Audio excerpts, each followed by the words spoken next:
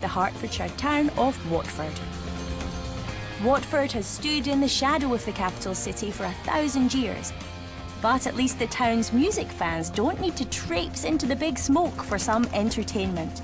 Because since 1938, the Watford Coliseum has hosted gigs by everyone from Luciano Pavarotti to this cheeky chappie, Robbie Williams.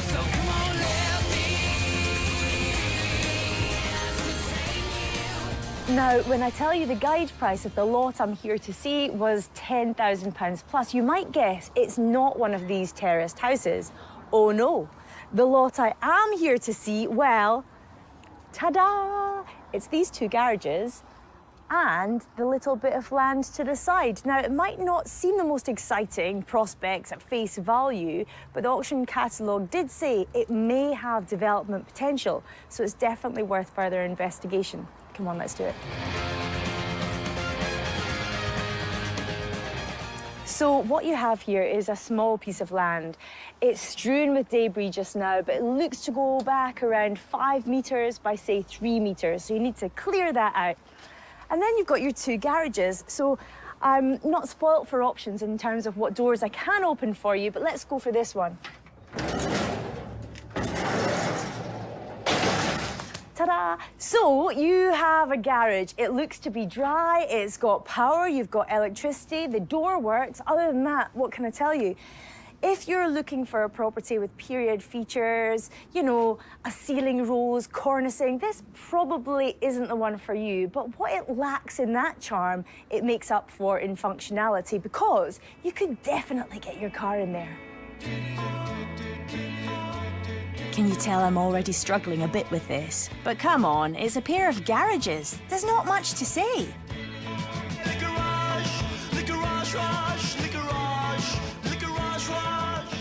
I suppose the question is, what could you do with them?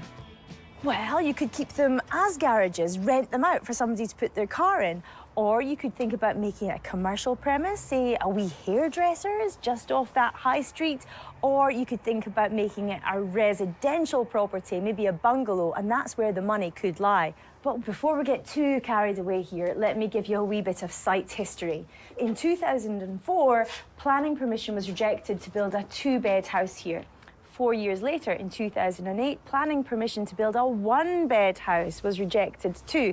So let's go back to that auction catalogue, the description of there may be development potential, the clues in the may, because there also may not be. And when it comes to putting a house here, you might just have to park that plan. But on the plus side, you've still got 2 garages.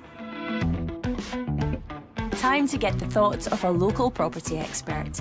What does he think the chances of these garages ending up as something other than garages? Converting the garages into residential accommodation is going to be a challenge. There's not a lot of space to work with. There's very limited outside space. I would expect the local authority is going to want to see either some parking or some garden space. There may be some development potential. There might be an opportunity to knock the garages into one unit and create a workshop, possibly a small office or a studio. The little bit of land on the side may assist a planning application. And if all else fails, would there be a demand for garages in this area? There's loads of demand. Parking's at an absolute premium. A lot of the streets are controlled zones because of the proximity to the station. So I don't think there'd be any problem in renting both the garages out very quickly. But would it be a good investment? How much would the garages rent for?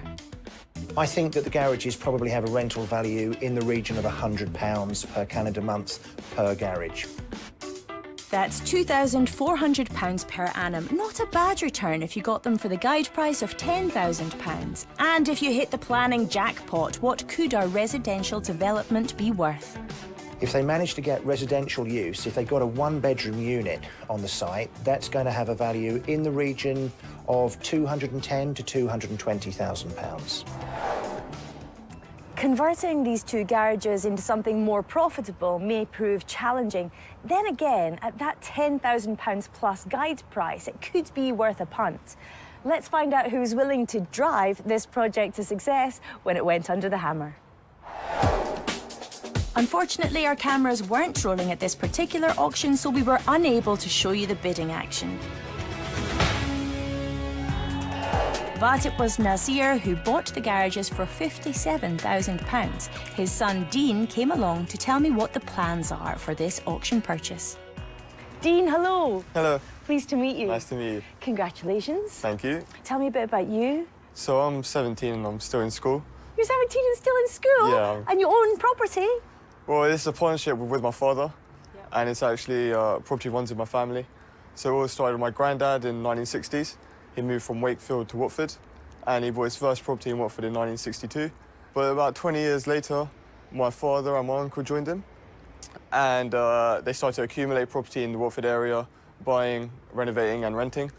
And now today we have about 200 properties in the portfolio. Wowzers. So this is a real family business, and you coming on with this, is this your dad saying to you, look, I want you to have a project yourself? Yeah, I'm always keen to learn, and I'm always begging him to sort of help me and put me on the property ladder with him. And he's passed on this project to me, sort of oversee and make sure it goes well. You're at school, is it exam year? Yeah, it's exam year. I've got my A-levels next month, so I'm sort of juggling everything at the moment.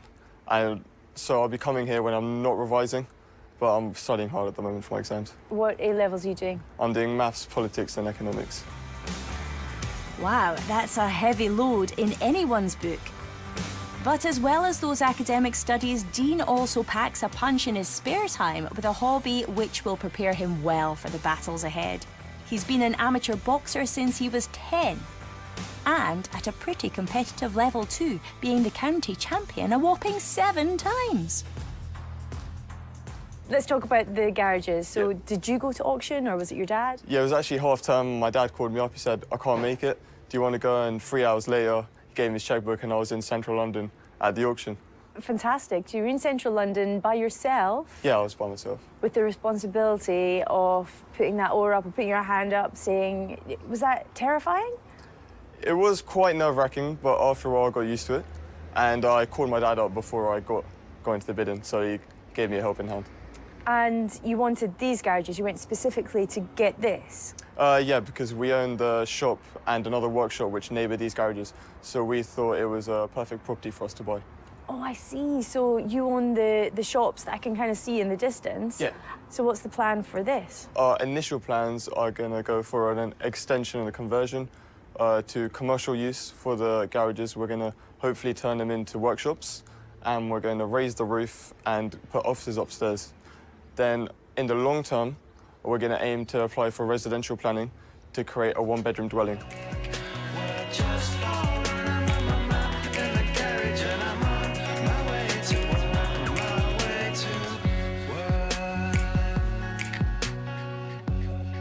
Deen and his dad Nazir certainly have work to do here, mainly convincing the local planning department to approve planning permission that has already been denied twice. But Nazir thinks change of use from storage to commercial should be straightforward. And once the roof has been raised, it may make residential planning approval more likely further down the line. What's the budget? The budget for the commercial extension is £20,000. If we achieve planning for residential, there'll be another £40,000, so £20,000 to £60,000. The costs are pretty low because we've got an in-house team which cover everything, so they'll cover all the manual costs. Have you looked into getting your services in, your water, electric? The team has looked into it, the manual labour team, and they've been planning it for the last 2 months since we bought it at auction, so that should all be covered. How long do you hope to do this in? What's your timescale? If the residential planning is accepted, 6 to 8 months. If we stay with workshops, then 3 to 4 months. You obviously want to be involved in the family property business. Any other plans for yourself? Yeah, I hope to go to university and study law in the coming years. And the long-term plan, become a property lawyer and join the in-house legal team we have. The future is clearly very bright for you. Best of luck. Thanks. Thanks, Deen. At just 17 years of age, Deen's already embarking on his new property developing career. He's certainly a very ambitious young man, but he's got a lot on his plate, those A-level exams which are looming, and not to mention the small task of getting planning permission here. Will he do it? How will he get on? You can find out later in the show. Coming up, in Rochdale, we come across a house living in the past. It hasn't been touched or decorated. 2 garages and the little bit of land to the side. Well, not on the face of it then, a particularly inspiring lot. And what you saw is what you got. No hidden extras, no planning permission, and despite the auction catalogue saying there was development potential, its history suggested otherwise. In 2004, planning permission was rejected to build a 2-bed house here. 4 years later, in 2008, planning permission to build a 1-bed house was rejected too. So let's go back to that auction catalogue, the description of there may be development potential, the clues in the may, because there also may not. So unless you were after twin garages and a... So what's the plan for this? Our initial plans are going to go for an extension and a conversion to commercial use for the garages. We're going to hopefully turn them into workshops, and we're going to raise the roof and put offices upstairs. Then, in the long term, we're going to aim to apply for residential planning to create a 1-bedroom dwelling. So, with this 2-step approach, Deen was hopeful that the garages and land could reap some financial reward. We can make it happen, make it happen. And that stage 1, commercial, had a £20,000 budget and a 3 to 4 month timescale. Then to get to stage 2, residential, Deen had a further £40,000 to spend and hoped he might reach that point 8 months later. But now it's 3 years since we last parked up at the land and garages. So did Deen do it? Well, let's chat to him to find out. First of all, what we did was I spoke to my granddad and he said the best route is to go for a commercial change of use. Lo and behold, that was accepted on first try. Now, once we converted and did the work to a furniture workshop, we rented out the property for a year whilst we plotted our next move. Their next move was to try and turn it from commercial use to residential use. However, when the plans went to the planning board, they were quite reluctant to accept our plans. We were rejected. But as far as Deen was concerned, that wasn't the end of it. I won't give up, I can't give up, I won't give up, I won't back down. However, I spoke to my grandfather again and he reminded me that you have to be persistent in this game and, as cliche as it sounds, not to give up. Yes, his grandfather's right. Sometimes you just have to keep going. I won't give up, I can't give up, I won't give up, I won't back down. I went back to the drawing board, spoke to the architect, and we decided on proposing for dormer windows to be installed on our 5th application. And this was put in, and we were finally accepted.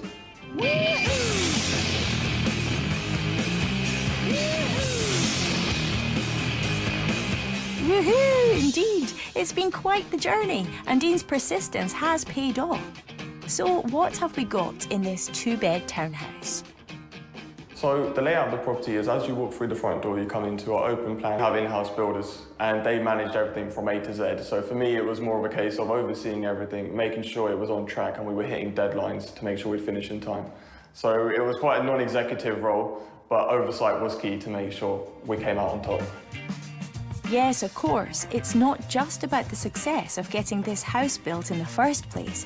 Success as a property developer is based on the numbers. So our original budget was 60,000, and we'd envisioned that to spread over the cost of 2 conversions. In the end, we came in just over at £61,000. A £61,000 spend is pretty impressive. And with the original garage and land bought for £57,000 at auction, this 2-bedroom house has cost a grand total of £118,000.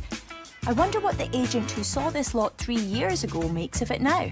It's unbelievable. When I was here last time, it was an empty double garage, 3 walls and a garage door, and now it's a 2-bedroom detached house, and it's a beautiful property.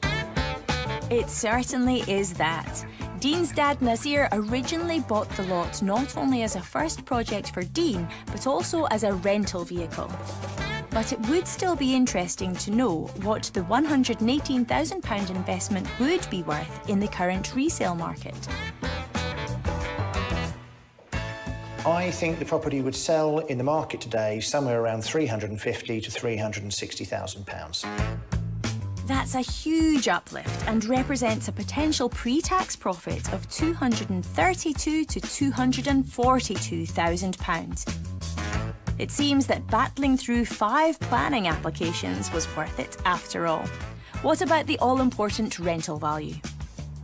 I think the property would rent for something in the region of £1,200 to £1,300 per calendar month.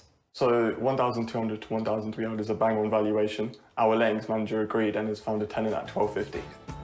£1,250 per calendar month would represent a whopping yield above 12%. So, should Dean follow in his father's footsteps, it looks as if the company would be in safe hands. But what has been the family reaction to his first property venture? The family are very proud, being the first one under my belt. My dad was about the same age when he completed his first property, and my granddad was about the same age as well. So it's sort of a family lineage, practically in my blood at this point. So I think property will be me till I die. Back now to Rochdale and a 3-bed